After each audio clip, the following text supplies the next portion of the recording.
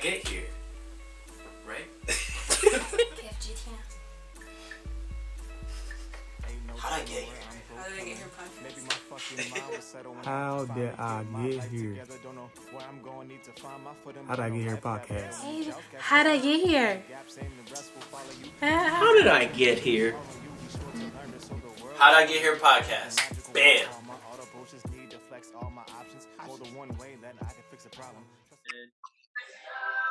All right. Welcome back to another episode of the How'd I Get Here podcast, the podcast for positivity, progression, and mental path. I'm staying here with three good friends of mine, and I'm not going to introduce them. I'm going to introduce them because I know I will not do freedom introduction. Get ladies first. Nat, we'll start with you. Hi, I'm Nat. Just Nat. What you just Nat? What do you do? I work for Human Resources at LeGrand. That's where I met Jacob. And then, well, kind of, sort of. And then I do hair on the side as my hustle to help my legacy, basically. Right. And your mom, don't forget that. Yep. I'm an awesome mom, first and foremost. Word. Sally, go ahead. Want to introduce yourself? Hey, my name is Salih Muhammad. I've been knowing Jacob Condi, man, for a couple years now. We played together in Croatia. I'm a professional soccer player in the USL. Yeah, still young, man. Still trying to piece everything together, you know. Appreciate it. Nelson, you want to go ahead? Hey, what's up, everybody? Not my first time on the show, so you guys probably heard me on the show before. Knowing Jake for a long time, grew up with him. I'm an educator. I do social work, but I like to call myself an educator because I come from a lot on the spectrum. To add to my legacy. Word. Awesome. Now I think your mic is a little muffled or something. This is my dad, y'all. Everybody. Aww. That's your legacy. Yeah, I'm his legacy. So basically, I was watching this movie the other day, and because of the COVID thing, obviously, we shoot regularly for obvious reasons. I didn't want to go by the Zoom thing. But I was watching this movie on Netflix because I watch everything. It's called Sally's Game, and basically it's about a woman who runs her underground poker and FBI obviously arrests her, and it's based on a true story. And they everybody, but she basically says I'm like, that's my name. If I start with people, then my name is gonna be people to be remembered as a good person, a person of moral. So it put that thought in my head. What does legacy mean? I'm gonna just start with that question. Whoever wants to take it first, define the word legacy. Unless y'all want to raise your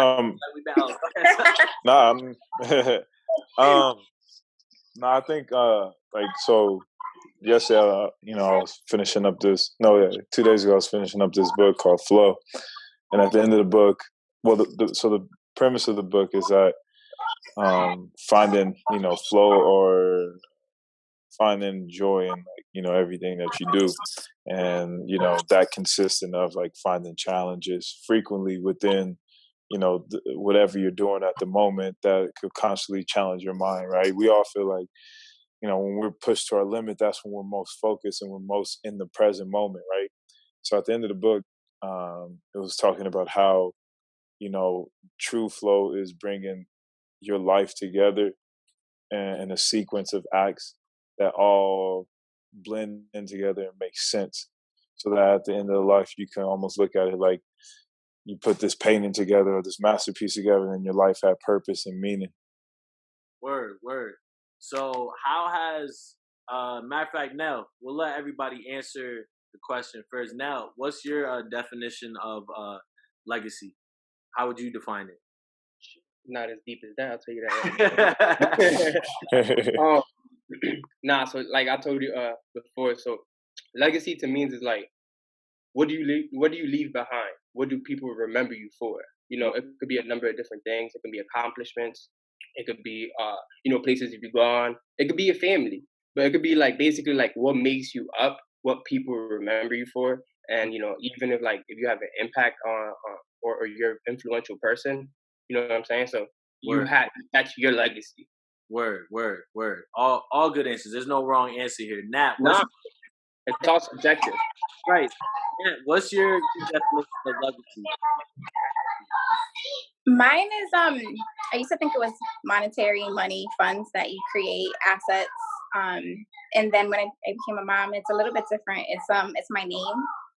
I want when my son says, "Hey, that's my mom. That's Natalie Ward." It means something to people. It's bridges that we create all the time, and I want, as I get older, just to be a good person and throw out something good into the world. So then when it comes back around full circle for him, he has someone that he can look up to and have a good foundation. So it's not even anymore your savings and all the good stuff that you want to leave behind.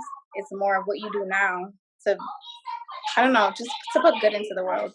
So you bring up a good point about what you do now. Obviously, everybody can speak to this, but if your legacy isn't known until the future, how do you live in the present while trying to plan or leave something for the future? It's a catch-22 because you're always trying to be better for the future. But if you don't live in the moment now and you don't do good, you just think a little bit ahead, just a little bit. Word. Like, so I'm doing hair now and I love it. But all my clients, I have to give them respect. I have to give them their time, their hard-earned money they give to me. Mm-hmm. And then half of that will go to, say, savings. But then the other half I want to take and spend time like with my son. Right. Does anybody else want to speak to that? Or I'm a big believer in the saying, like, trust in the process, right? So the things that I do now, even though I might not see the biggest, purpose in them, I understand later on that's all gonna make up what creates my legacy. Word. So I'm comfortable with understanding that at this point. So it's kind of like Rome wasn't built overnight. Mm-hmm. So I just trust that it's gonna happen and that eventually, I'm gonna be where I want my legacy to be. Right. But then she brought up a great point because, like, I'm thinking in my head, like, wow, can your legacy change as time goes? Mm-hmm. And it can, and it can. So it's kind of like also like knowing what you want your legacy to be. Right. And that's. But do you even know?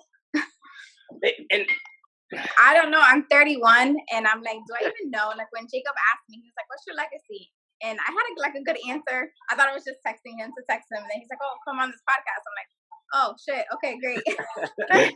But like, do you even know what you want it to be today? If you think about it, that's a good question.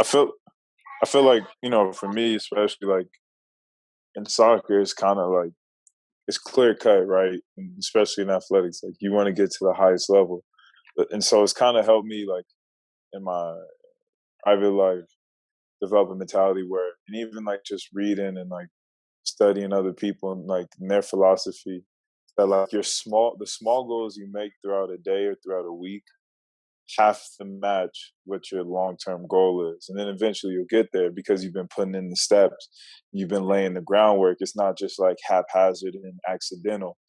I think one of the things I like, especially during this break now, like writing things down and like cementing it in my mind. Like it's one thing to like you could be in a moment and think about, damn, I know I need to do this. Then if you don't write it down or say it aloud, like you almost like your brain doesn't really cement it in and into your memory the same way as if you write it down. You see it every day, and like you commit it to memory. It's in your spirit. It's in your mind. It's like for me, a lot of it is like small things adding up into like from the bigger picture, like a puzzle piece. You know what I mean? Almost like manifesting it, right? Exactly. Vision boards. That's a good way to help manifest. Now, I got a question based on something that Sally was saying earlier about, the flow of things and you're slowly putting them together to become one, and that's how your destiny will appear. Um, do you guys feel that where we come from dictates or affects our destiny or our legacy? I'm sorry, our legacy. And whoever wants to pick up on that can answer it first. Me specifically, I think the place the place I came from is dictating my legacy because I'm an educator and I refuse to go anywhere else to teach or to educate but Hartford, Connecticut, because that's where I'm from and I understand that my community is at need. So why would I go anywhere else when my own need me? You know what I'm saying? So I'm allowing where I'm from, my home, to dictate at this moment my legacy. Right. However, I understand, it's a small pond, but at the moment, that's what I feel comfortable with my legacy being. Right. And part of your legacy or part of who you are is where you're from. And that kind of dictates to the future of everything. Yeah, and I want to give back so much to my community, and I have goals, and I have things that I want that I just want to do. I want to create. So at the end of the day, where I'm from is dictating my legacy, Word. specifically me. Word. Anybody else want to carry that? No, I agree. I used to work at South Park Inn in Hartford. It's a shelter, and I didn't especially in America, like. Huh? Oh, my bad. I said, like, for me, Nip, if you look at it as someone who, I'm in like the corporate ladder or whatever, right? You're maneuvering through America, you're trying to get your bread, but never switching up, but also seeing the value in where you're from. You want to have pride in it, but you also want the value of why do you hide? Why do you have pride in where you come from? Then you can kind of understand it on a deeper level instead of just being like, some people, from here and from here. Saying, but you know what I mean? I think that's like a powerful thing, like especially like with Nip Hussle. He gave homage and respect to where he was from and understood that played a role into him. Word. Nat, go ahead. I know you were saying something a little bit on it as well. No, that basically I didn't understand that aspect of it for a while. Mm-hmm. And that's just truth to me. I was just trying to create something for my future. And then when I started working at a shelter, third shift, I saw life differently. So now it's like I caught a piece of Hartford, because that's where I'm from, in my heart. And it's just like now I want to give back to that sense of everyone that has hit rock bottom, because there's only one way up from there.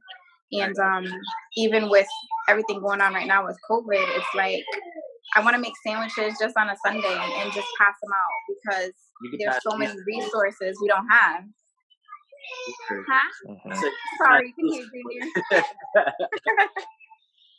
But no, I feel you on that. And for me, it's kind of like the fact that where I've been, Bloomfield to Hartford, and then soccer bringing me around the world and back. I mean, and now I have this podcast. All three of you guys, I wouldn't know if it wasn't for where I've been in life. You know what I mean? Like, what are the odds or the chances that me and Sally's paths were ever going to cross in Croatia, but they were meant to? You know what I mean? Me and Nelson being best friends since the 6th grade. You and me, Nat, we were literally in the same building every day for 7 months and never knew it. You know what I mean? Never knew it until podcast. You know what I mean? Yeah. So it's like the beauty that I feel like part of your legacy is also predestined or part of your destiny. And another thing that I was watching that made this pop in my head, if anybody hasn't seen it yet, watch the Netflix series "Don't F This Up" from Kevin Hart, because he talks about his mess ups, his ups, his downs, his legacy. You know what I mean? And at the end of it, he says that what you build is part of your legacy, and the thing that he has built is his family. because growing up he didn't really have a good relationship. He just had his mom. His dad, obviously, you guys have seen his comedy specials. His dad is who his dad is. Can you guys speak to what you guys hope to create with your legacy? I'm gonna chime in because I don't think you guys are parents, but just as like a new mom, I want to just do Sunday dinners so he can pass that on to his kids. My grandmother was alive and she did that. She's since passed, and I feel like it dwindled and it kind of like faded away. But in the Hispanic culture, like Sunday dinners were everything. And now I try to incorporate that for him so he can take that and pass it on to his kids. Right. It's just something small. And again, it's not even money. And I think that that's what is huge about creating your own legacy is moments. Tradition, kind of like we're saying, tradition is moment, something that you cherish and really hold on to. Nelson, anything? Yeah. Or whoever wants to speak on the next. I'll let him go. Go ahead, Sal. Yeah. No, I was just gonna say, man, I think you know, a lot of that is what she was saying. It's like I think we have an obligation as humans to, leave the world in a better place we left it, or the one that we grew up in, right? Not only like just spiritually, but biologically, in order to survive as well. Like, in order for the next generation to survive, we have to provide them and give them with the tools necessary, really the knowledge necessary in order to succeed. And the success could be on many levels. But I think for me is I just want to, as much as I can, just inspire and actively be engaged in helping people too. First, of course, my family, but then, once, I complete that, or I can get that under control, then, spread that into like a community and everything else, and just pass on my experience and my knowledge, and hope that somebody, else can take it and do it on a bigger scale. Word. And you hit on something very important as, community, because you're not even in your home community, but New Mexico is now part of who you are. And however far you go with soccer, that New Mexico is forever going to be part of your legacy. Sorry. Yeah, no, definitely. And I think I've been feeling that here because, the fan bases, they really get behind us. And, you see what it means to somebody just to be represented. And like, for this state and for the people in the city, like, they're just happy that somebody or a group of people is representing them on a large scale. And I think that's a lot of it too. Like, how are you going to represent your community? How are you going to represent your people? Like, and it's hard. Like, again, being a role model is something that sometimes you take on purpose, or sometimes it just happens naturally. But it's one of those things, like, you do have to be mindful of how you represent the community, maybe tied into what you're doing. So. Word. Nell, you want to speak to that question? I'm not gonna lie, my mind is running everywhere right now. What's the original question again? Basically, what do you want to build with your legacy? Like Kevin Hart built a family. What do you want to build with your legacy? To be honest, I feel like I'm so invested in just my community and kids and education that I want to just develop and just help out as many young individuals as I can to make them like just educators and make them intellectual and just guide them to higher education. Word. So I guess like as an influencer, but specifically again in my community, I hate to sound selfish, but we're in need here. You know what I'm saying? So why take my talents elsewhere when Hartford needs me? Right. So I really will, everything I do, especially with the schools and stuff like that, I do that and just to show kids that there are people of their skin color, that came from the same situations that they're in and made a better situation of it. You know what I'm saying? So I just want to just keep replicating that. Word, and be intentional with your actions. I think it's kind of like what you're trying to say. Always continue to show the kids like, yo, there's hope, there's a chance, there's a way out, and a way to be positive. And your actions are always intentional and positive towards your legacy. Yeah, exactly. And everything I would do is, and I believe people should practice it as well. It has to be like genuine, and you have to be empathetic. You know what I'm saying? And those are small things that I think like I like to emphasize on, and I like to teach young individuals about those kind of social skills that are necessary. Word. So I got next question. And I'm gonna try and word this one as simple as it is. How do you have to be excellent to have a legacy, and what does it mean to be excellent? And I'll explain my thought process behind it, because nobody's perfect. You know what I mean? But with that being said, obviously you try to be as close to perfect as you can. So how do you deal with the ups and downs or the negatives or not being perfect when, creating your legacy? And that, I guess you can start with this one. You started with the last one. Well, I don't know, because I'm far from perfect. And I think it's an everyday challenge, but having a strong mental helps it. Because I think building that strong base, so every small brick that you're doing is going to lead to something, that helps being imperfect. Word. And I think you can agree, because you went from soccer to still trying to figure out where you are, but now you have a different love for the education. Right. So your legacy is changing, and that's an imperfect way of creating your legacy. It's interesting you say that, because I don't know if so much our legacies change as much as our legacies grow. You know what I mean? Mm-hmm. Like, soccer is obviously always going to be part of who I am. But with that being said, I'm going to be more than just a soccer player. You know what I mean? I'm more than what I accomplished on the field. And that's like the beauty of a legacy, because it's what were you remembered by, and what were you trying to accomplish with all those things that you were doing, But for my birthday, wait, can you hear me or not? Yeah, I get you.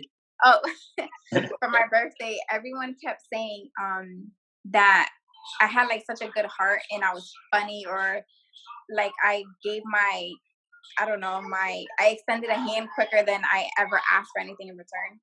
And I didn't realize that until something big happened. And I was just like, wow, I did make an impact on people when I think I didn't. Or even just saying, hey, how are you today? Like just thinking of you. And I think that you have to do those small gestures, with social media as a great platform to do that.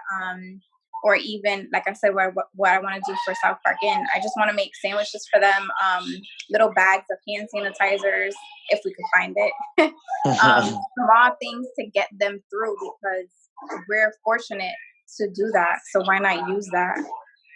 Right. Sally, you want to speak on just what it means to be excellent, and the downs when furthering a legacy? Yeah, no, I think in terms of like a legacy, I think that failure is a part of it just as much as the success is. Because the success defines you just as much as the moments to learn and grow do. I think that when we look at people who have done it on a big scale, right, who have achieved something great, we always like tend to look at the end product, which is natural, right? Because that's what is supposed to be talked about. This person went on to be a big businessman or a big athlete or whatever in their field.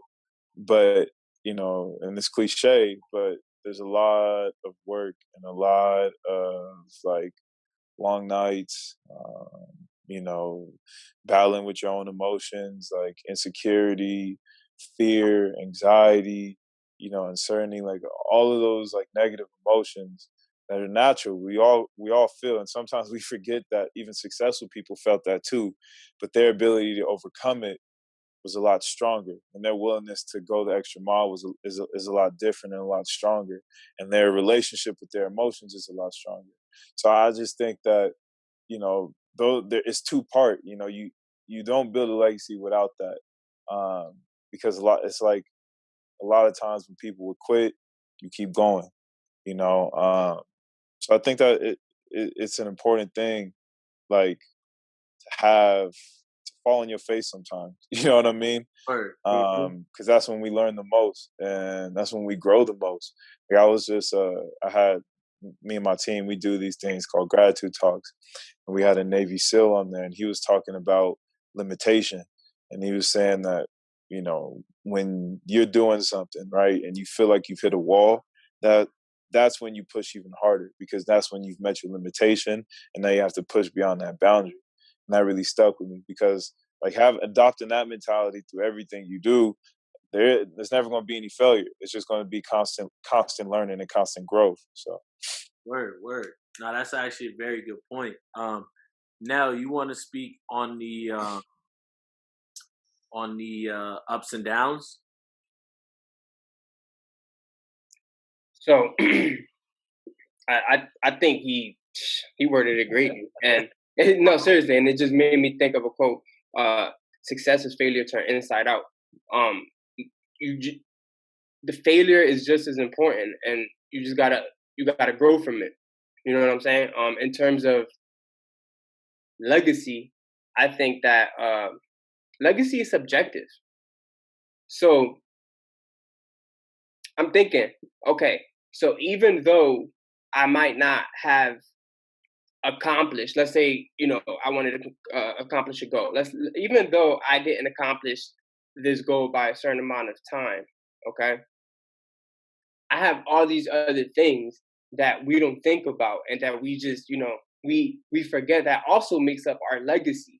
And even though let's say ideally I want to become a principal, even though I didn't become principal, um, I still impacted X amount of people being a social worker for 10 years. Right. You know what I'm saying?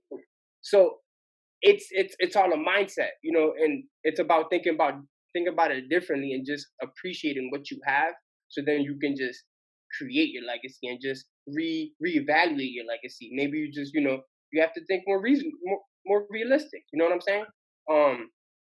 And it changes over time, so it's all subjective. So, you know, failure is just as important as the successes.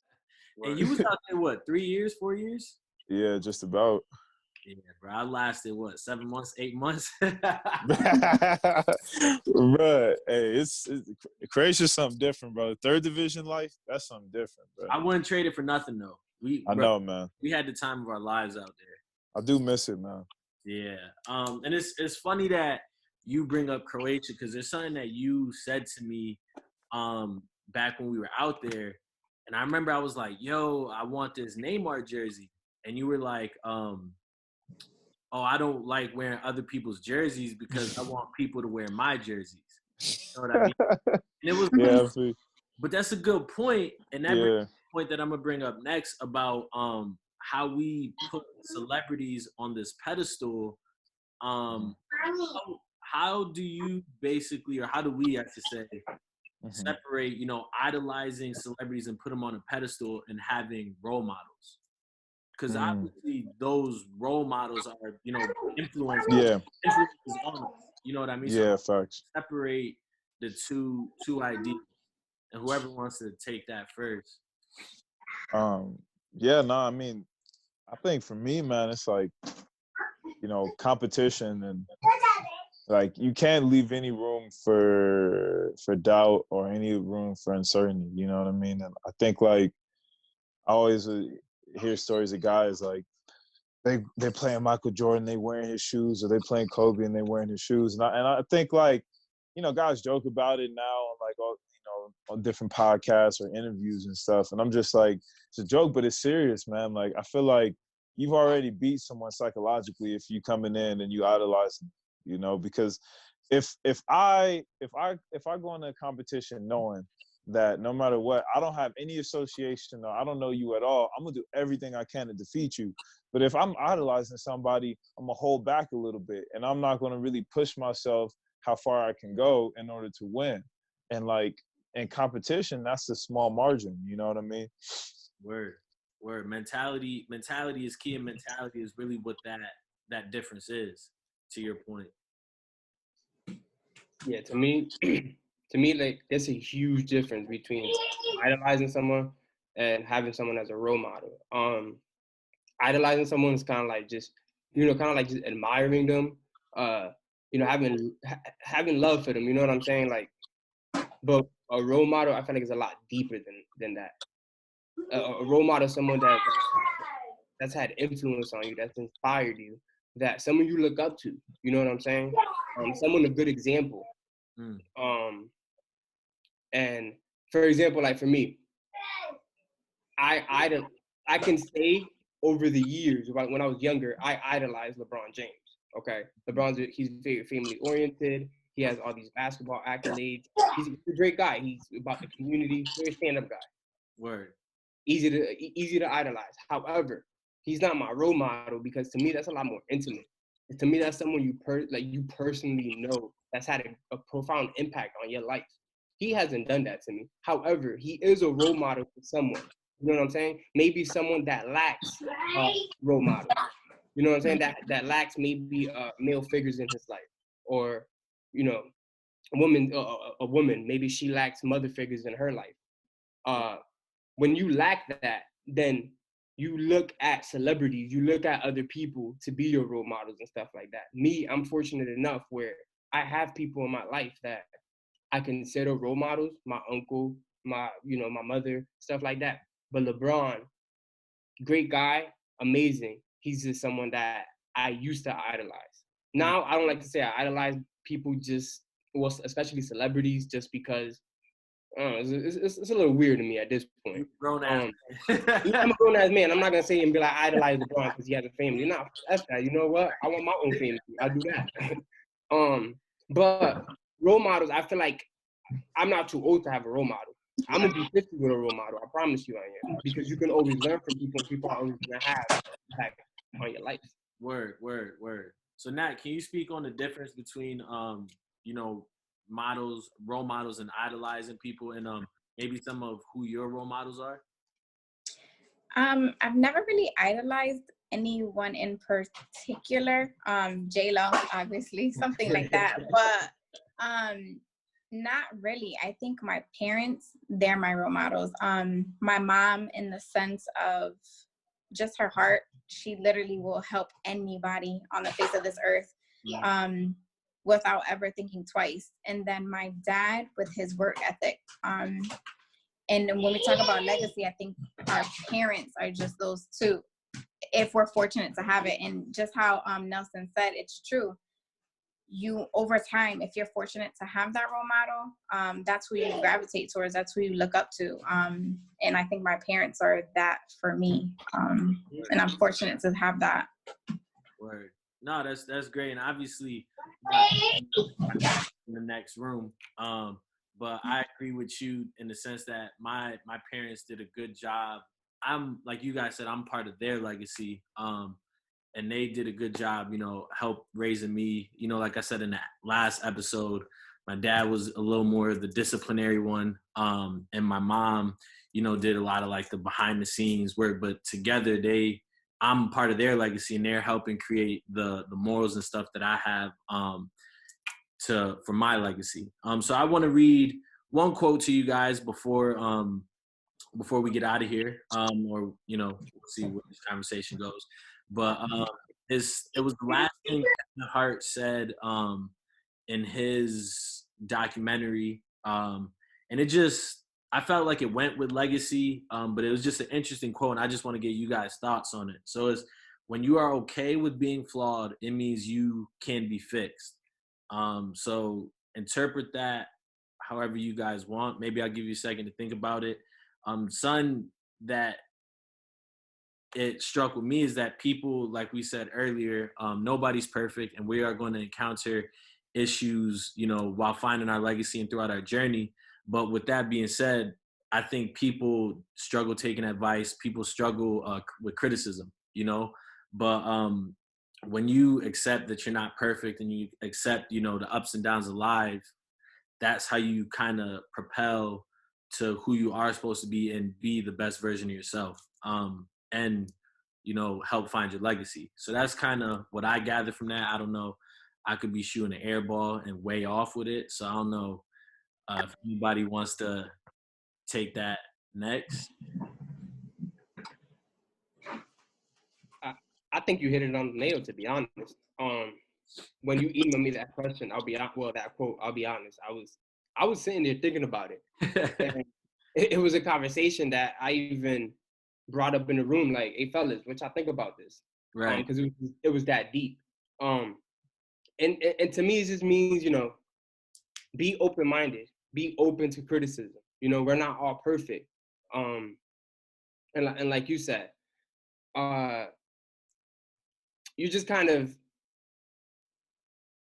hold up, just 1 second, I'm sorry. Like you said, you kind of, in terms of, I'm trying to find a way to put it. I don't want to come off, very insensitive either. Somebody else could take it while I word this together. Nah, I feel like, it's a balance too, right? Like, you want to be critical, but you don't want to be overly critical of yourself. And then in the same note, you don't want it to become a crutch too. Well, and then because then you encounter obstacles and you're like, well, I can't do this. I'm just, you start doubting yourself too. So I think it's like finding that balance of like, okay, first figuring out, what am I really good at? Like, what am I proficient at? What do I do at a relatively high level? And then from there, what do I need to work on? Like, I was watching this interview, this dude, Ray Dalio, and he was talking about stress testing your own opinions, ideas, and, ways of doing things, right? Like, all right, I'm working whatever it may be, and I know I need to get from point C to point D. And in order to get to point D, I need to be proficient at these skills. Okay, why am I lacking it? Is it because I need to improve this, that, and the third? So I think a lot of it is like being critical, but also with purpose. So that, again, like, it's not a shot in the dark. You're hitting your bullseye every time. Mm-hmm. And you know what you need to improve on, and it's clear as day. Instead of working on something for 6 months, and then it's not even really what you needed. And like, yeah, you added something, but it's almost counterproductive, and you end up wasting time. So I think like definitely understanding that we're human. We're not perfect. We're not gonna be A1 all the time. And understanding the strength in that, the strength in having the ability or room to improve. Like, there's always room to improve. Mm-hmm. Never being satisfied of like, okay, I know this now. Okay, well, how can you add to that? How can you add complexity and layers to your thinking? Word. Nat, you want to say that? Sorry, I'm playing basketball. I think I agree with everything that you just said. And I love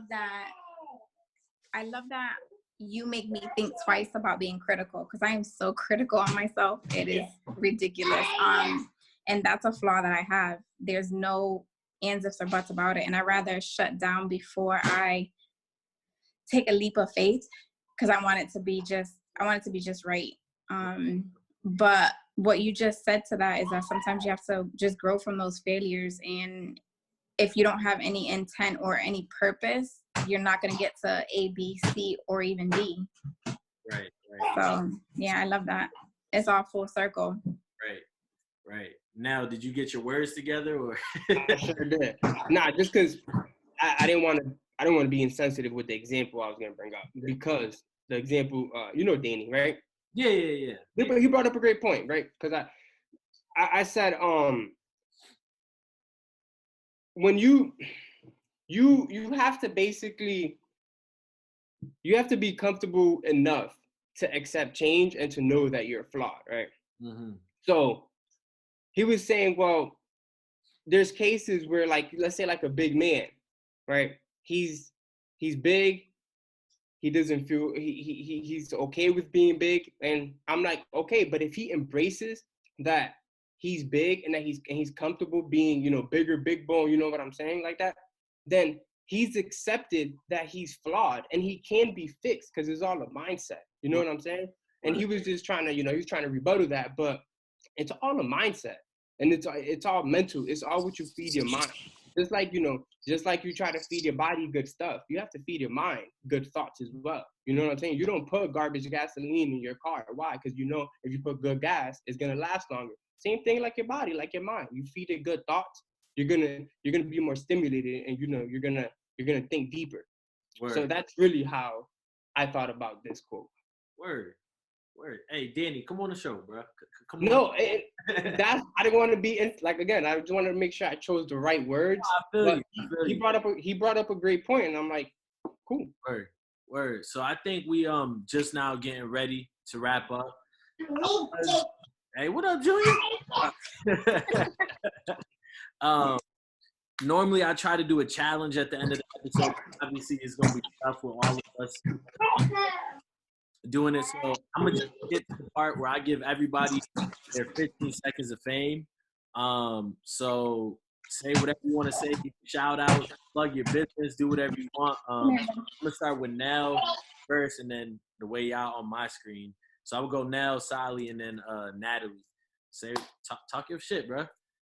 I ain't even gonna talk my shit. I'm gonna talk to the parents. No, I'm gonna talk to the parents out there listening. All right, real talk. Make sure y'all kids are doing their work. Okay, this pandemic is not a time for them to just chill playing video games. Just nah. Make sure that they're doing their work. Education's first. All right. Make sure you have a structured day for them, and don't sleep on education. Please don't. I feel like a lot of us in the hood, we're like right now on chill mode. No, this is a good time to not only, build as a family, develop that bond, get to that work, and my peoples. Think of a plan, create, invest, do something throughout this time. Be productive. You know what I'm saying? Yes, sir. Highlight time, stay safe. Yes, sir. Sally, go ahead, buddy. Yeah, no, man. First and foremost, man, I want to thank you for reaching out. I think any opportunity for someone to sit down and listen to you is great, because a lot of times, we don't take time to listen to other people. We're so occupied with what's going on in our lives that, we forget that the best knowledge is acquired through other people. It's through history and through other people doing something and failing, or doing something and succeeding, and finding out the best way to do it through that, learn the experience. So thanks for having me on. Thanks everybody for listening. I think this is an important thing, man. Again, like I said, before we even started, 1,000 small steps is a long journey. And, that's true. And I think stuff like this, people getting out their real thoughts and, being open and honest is really refreshing. So thank y'all. Y'all enjoy this COVID-19 break, man, too, because, you might not get another time like this to have as much time to do whatever the hell you wanted. So take advantage. Yes, sir. I heard you. Nat, say the best for last. I brought my little mini legacy. I hope he one day can look back on this. But meeting you three, well, you two, even Jacob, just meeting all of you, I was fortunate to be able to do that, because Sally, you had great words of wisdom. You're gonna go very far in life. So that alone, I'm glad to have been a part of your legacy for 20 minutes. Nelson, you're gonna do great with the kids. I can already tell you're passionate. And Jacob, as you're going along your journey, I can tell from just our everyday talks, you're gonna do well, and you're gonna make an imprint somewhere with a soccer ball. But I don't know. I'm just happy to be able to contribute something small to someone that hopefully they can hear this and say they're using their COVID time to be productive and just to better help their mental. Write, journal, take time to think. and just be a better person at the end of the day, because someone else could use just a hello. Yep. Yeah. That's love. And I'm gonna just finish the episode I was saying to echo all your sentiments. Whatever you guys are using this time, whether it's to get a new skill, learn a language, family time, be positive and be intentional with what you're doing, because like you said, we're never gonna have this much time again in our lives. Like the last time I had this much time was when I was in Croatia with but time, you know what I mean? Yeah. But it's like, be intentional with what you're doing, even if you need to take a break, mentally. Don't be afraid to slow down, because that's what this time is for. And for all my listeners that have stuck through the episode, there's going to be a promo code Legacy for the t-shirts, 15% off. I'm going to keep that going for like 3 days. So 15% off of the t-shirts. There's 2 on the website. Little promo plug, because I could do that now. But with all that said, I appreciate all 3 of y'all. And we just gonna keep things rolling. I think this was my first time hosting a Zoom episode, and I think it went great. Fire! More fire! Fire! So I appreciate y'all, and that's a wrap on another episode. Thank you.